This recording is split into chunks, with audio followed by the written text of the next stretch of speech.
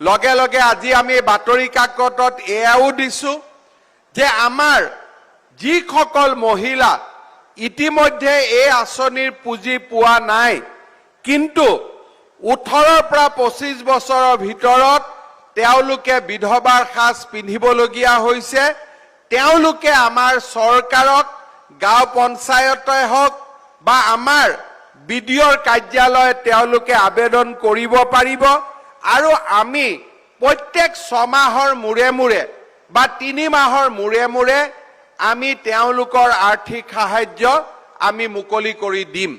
মোৰ বিশ্বাস যে আজিৰ এই অনুষ্ঠানৰ জৰিয়তে আমি এটা সজাগতাৰ সৃষ্টি কৰিব পাৰিম।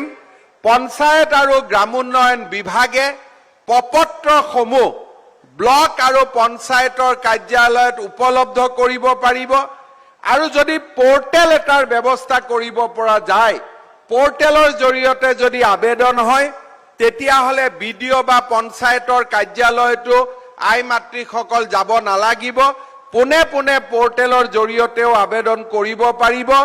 এই ধৰণে এই আঁচনিখনক আৰু অধিক জনমুখী আৰু ৰাইজৰ ওচৰলৈ লৈ যাবৰ কাৰণে মই পঞ্চায়ত আৰু গ্ৰামোন্নয়ন বিভাগক আহ্বান জনাম।